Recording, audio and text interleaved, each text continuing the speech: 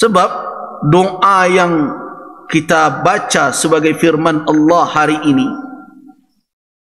itu adalah munajat, permohonan dari orang-orang yang awal masuk Islam itu.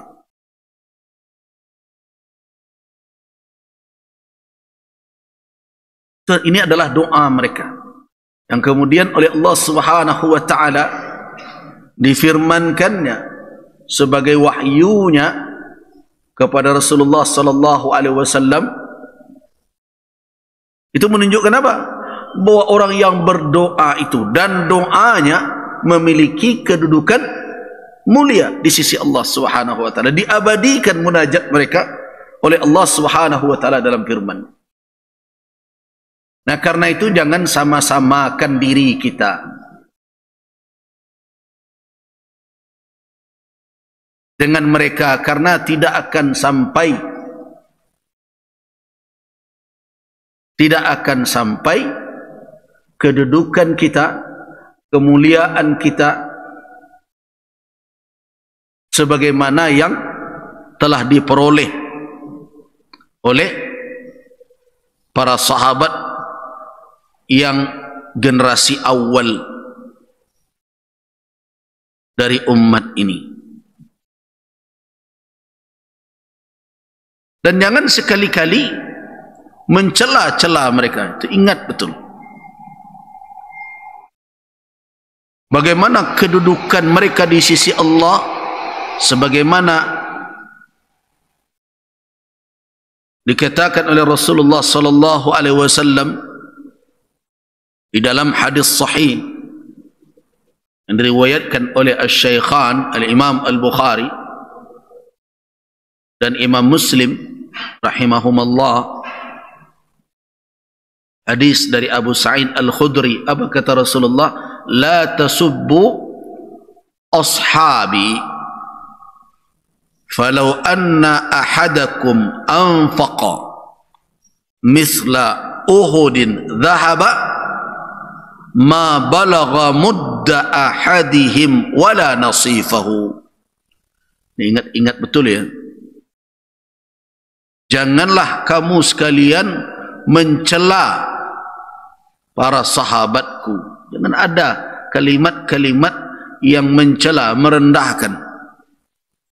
Ketika kita mengaji ini, kita ingat baru-baru ini ada pula orang yang menyamakan calon presidennya dengan Abu Bakar dan Umar. Ini bagaimana negeri ini? Tokoh-tokohnya sudah kelewatan semua. Kalau karakteristik perangai, perilaku yang ada pada sahabat untuk dijadikan sebagai pedoman, ketauladanan, silahkan. Tetapi menyamakan kedudukan orang hari ini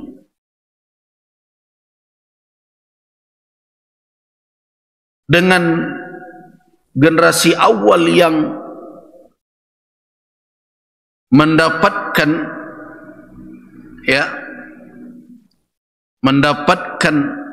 kedudukan yang mulia di sisi Allah Subhanahu wa taala, sebagaimana yang kita kaji di akhir-akhir surat Ali Imran ini, munajat mereka diabadikan oleh Allah, dan kemudian Allah katakan, Allah menjamin atau memberikan jawaban. Nanti kita kan belum membaca seterusnya ayat ini, baru pada kalimat fastajaba lahum rabbuhum. Dan itu adalah pemuliaan terhadap orang-orang yang berdoa itu. Siapa yang berdoa itu?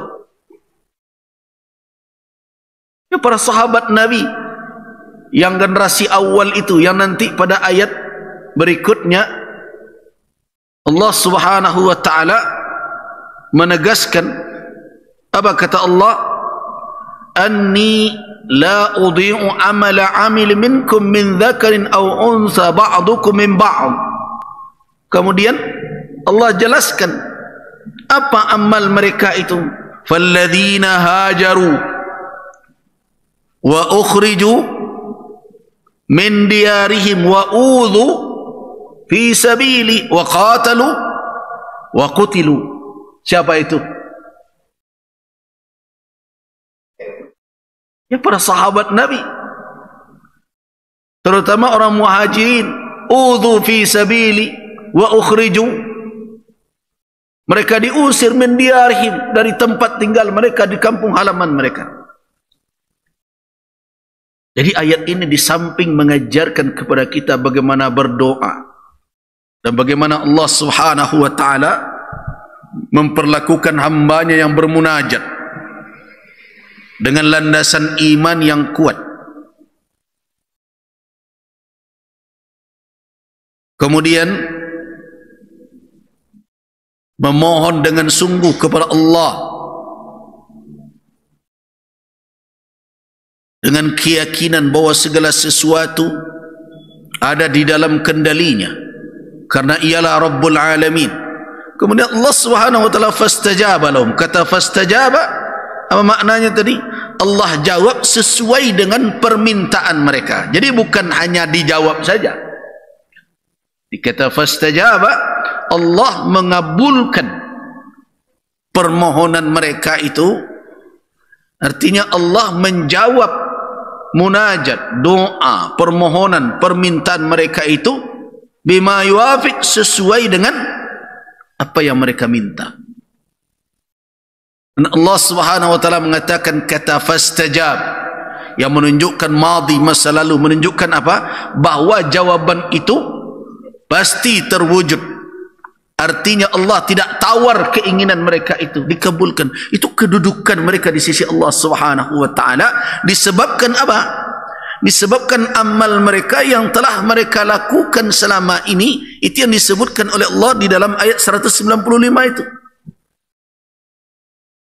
Walladzina hajaru wa ukhriju min diyarihim wa udhu fi sabili wa qatalu wa qutilu.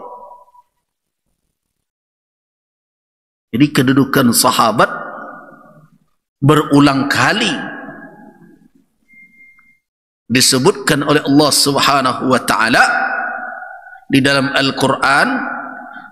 Kalau kita jeli mentadabburinya, kita tahu siapa manusia-manusia yang mendapatkan jaminan itu di sisi Allah Subhanahu wa taala.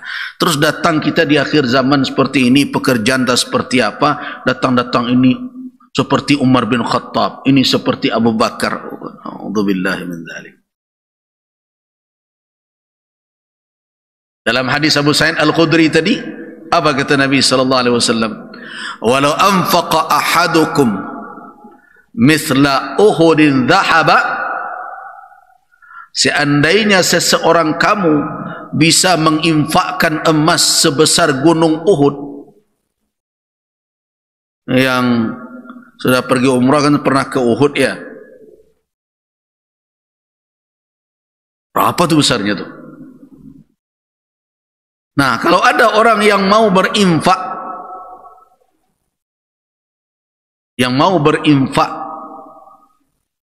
sebesar itu emas, ma balagha, tidak akan sampai nilai yang mereka berikan itu, walaupun sebesar Uhud itu, mudda ahadim, satu mud saja dari apa yang telah mereka persembahkan, apa yang telah mereka perbuat berupa amal saleh dan untuk perjuangan menegakkan Islam ini. Belum wala nasifahu, bahkan separuhnya pun tidak sampai. Bayangkan. Jadi ada yang keterlaluan hanya karena capres mencapres. Sudah hadir pula Umar bin Khattab dan Abu Bakar di zaman seperti sekarang. Nah, itulah kelemahan kita di negeri ini. Ajaran agama itu tidak menjadi tuntunan, tetapi menjadi apa? Menjadi alat untuk mencapai keinginan kita. Makanya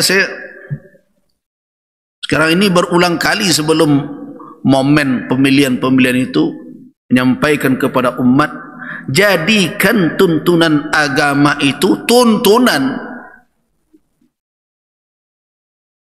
bukan sebagai alat untuk mencapai tujuan politik, kekuasaan. Jadikan tuntunan.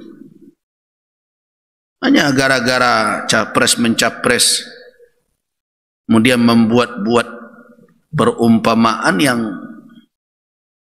jauh sekali ya.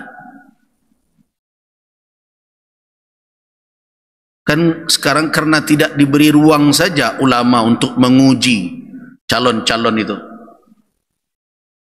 Kalau diberi ruang untuk menguji, mungkin tidak terlalu lama mengujinya itu. Suruh saja solat, baca Al-Fatihah depan kita sudah bisa tahu itu. Ini orang selesai masalah itu. Nah, tapi ada pula umat yang mau digertak-gertak oleh politisi, yang mau ya dengan berbagai cara, janji-janji manis. Kalau diberi ruanglah ulama akan mudah menentukan siapa yang patut dan tidak patut. Ya kenapa solatnya diperiksa dulu? Itu kan amanah Allah kepada hamba. Dan itu yang akan menyelamatkan dia di akhirat. Kalau dia menyelamatkan diri saja tidak mampu di akhirat kelak, bagaimana akan menumpang pula orang lain kepadanya?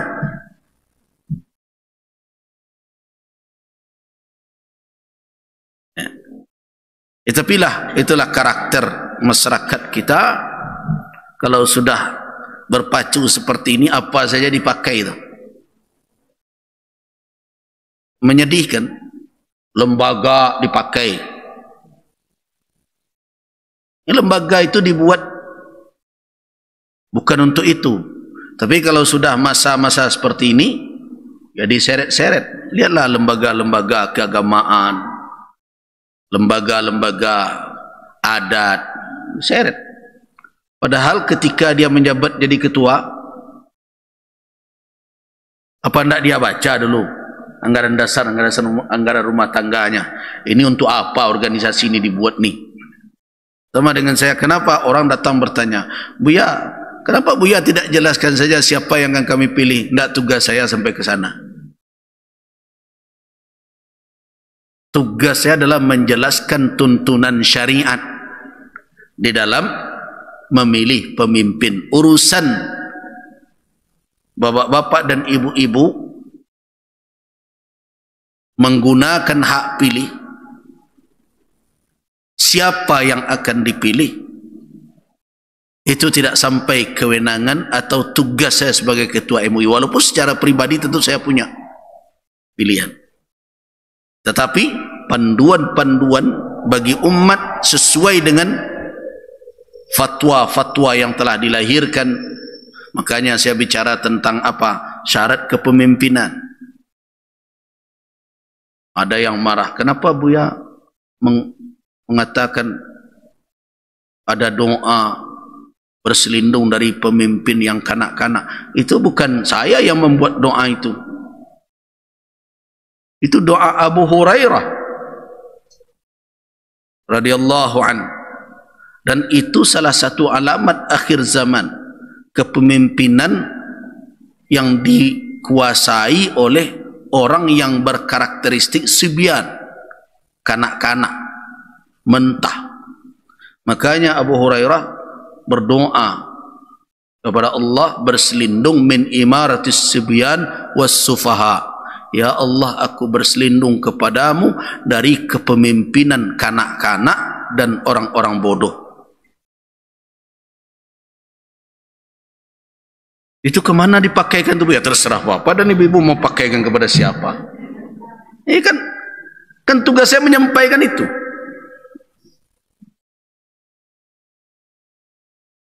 Itu doa Abu Hurairah, dan bahkan ada yang merafakkannya kepada Nabi SAW. Ketika dikaji oleh ulama, doa itu ada syawahidnya, ada dalil-dalil lain yang menguatkan.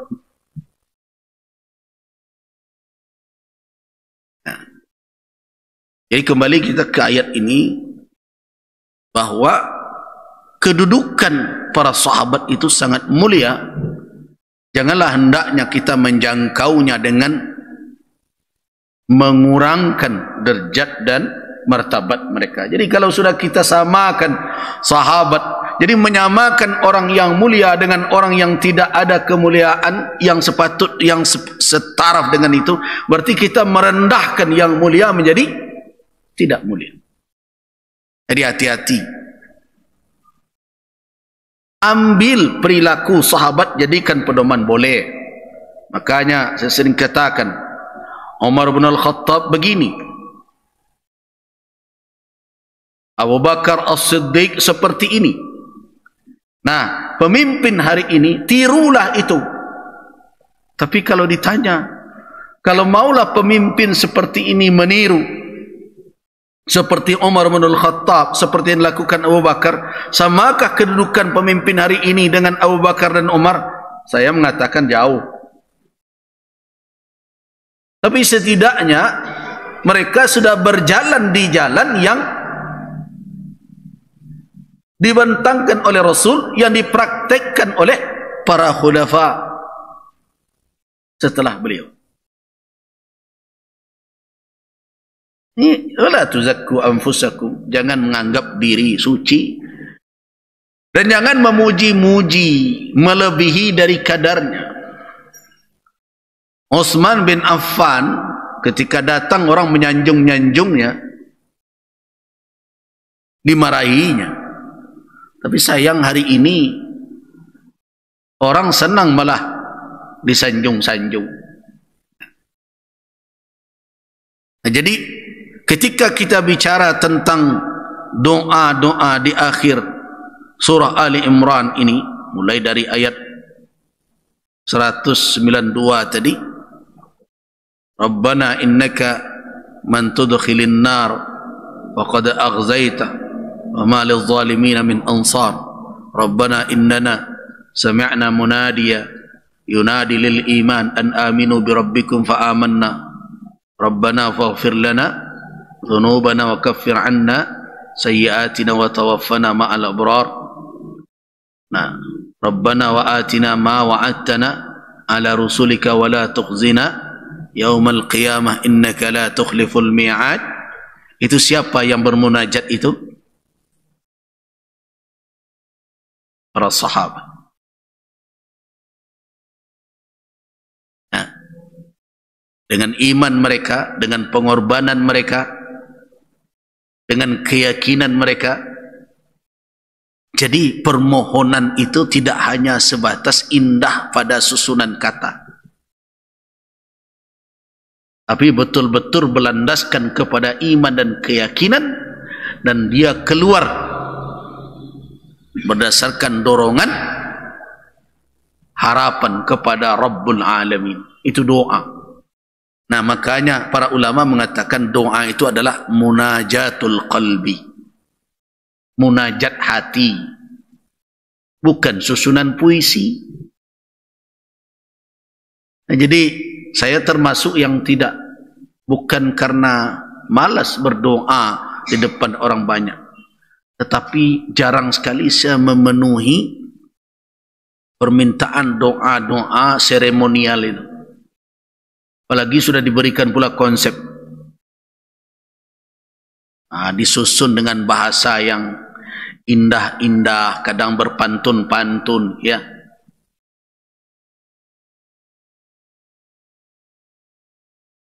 Saya melihat di dalam doa-doa seperti itu terkadang ada kurang adabnya dengan Allah. Ya Allah, pada hari ini, di tempat ini, tanggal ini, dihadiri bapak ini. Coba yang kan ngajanya Tuhan si anak hadir dan berbagai macam. Allah Maha tahu siapa yang hadir. Bahwa dari ibu pernah tidak hadir seremonial seperti itu? Nah, kami menyelenggarakan ini. Untuk disabuknya SK penyelenggaraan dan panitianya segala. Jadi saya katakan ini, apakah orang ini belajar ndak adab berdoa?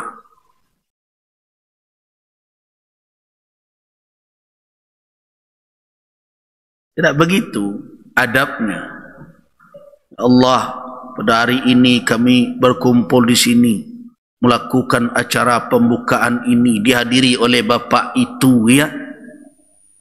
Nonton tak sabut susunan kepanitiaan zadonya tu. Jadi dengan Allah Subhanahu wa taala masih pencitraan juga. Coba bayangkan. Allah Subhanahu wa taala Maha tahu apa yang mereka lakukan, yang mereka tampilkan lahir dan batin.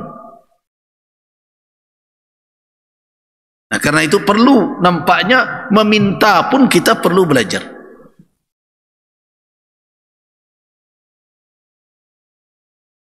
Nah, dengan bahasa yang indah tadi, dan itu bukan sesuatu yang dibuat-buat, lahir dari ketulusan iman, dari perjalanan perjuangan yang mereka lakukan.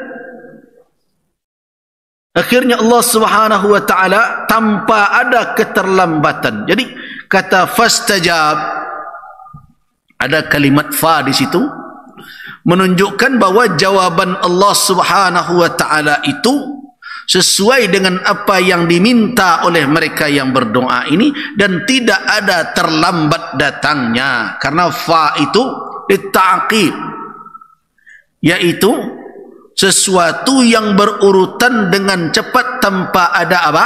Tanpa ada tarakhi, tanpa ada keterlambatan. Jadi doa itu segera diberikan oleh Allah istijabah. Apa makna istijabah? Jawaban sesuai dengan kandungan yang ada di dalam doa dan permintaan.